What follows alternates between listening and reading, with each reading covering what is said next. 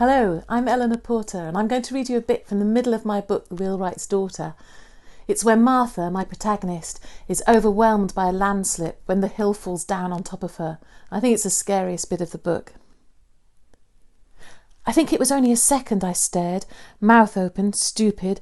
The wood swept down like a birch brush, a tangle of trees rumpling the field like cloth before it.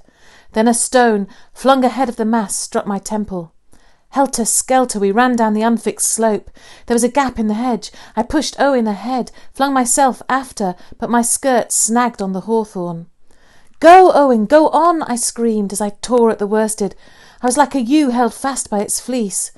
For a moment Owen stood transfixed, gazing from me to the tide of earth that rushed down at us.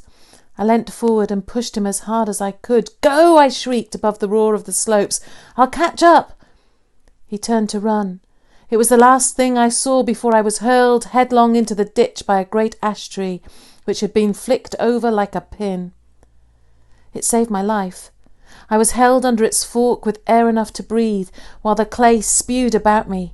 I felt the cold, sticky darkness of the grave, moving, jostling around me. The hill itself had become a monster, and I was in its teeth. The rocks themselves were screaming. I thought the sound would burst my bones apart. Soil, sticks, boulders, branches bruised and scraped me. I could not breathe for the panic and the screaming and the press of the clay. I knew nothing for a long time.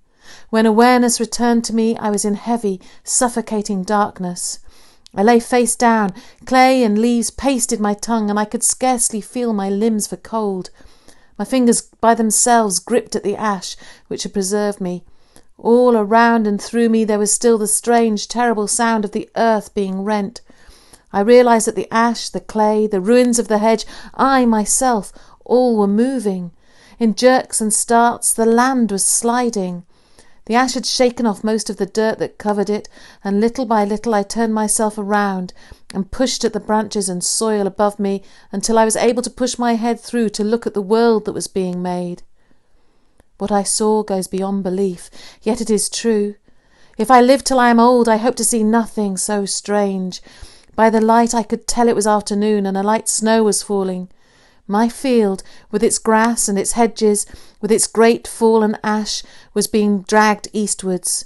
It was as though someone was pulling one of the embroidered tapestries up at the hall across a bed. There were rucks in the fabric, places where a rift had opened, but the picture still was clear. Strangest of all, I saw a clutch of sheep with terrified stone eyes, snagged with the grass they lay upon. Mistress Rebels had been right. The last day had come.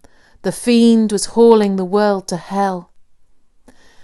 And I chose this because it's perhaps my favourite passage, because it's based on a real landslip that happened in 1571 in Herefordshire, just where the book is set. And Martha's world, my protagonist Martha, her life seems to be over. She's literally buried by the hill that falls down on her. And the earth, which, the earth should be solid beneath your feet, but here it moves and crumples, and everything she knows is changed. And so I hope you have a happy Halloween. That was my spooky tale.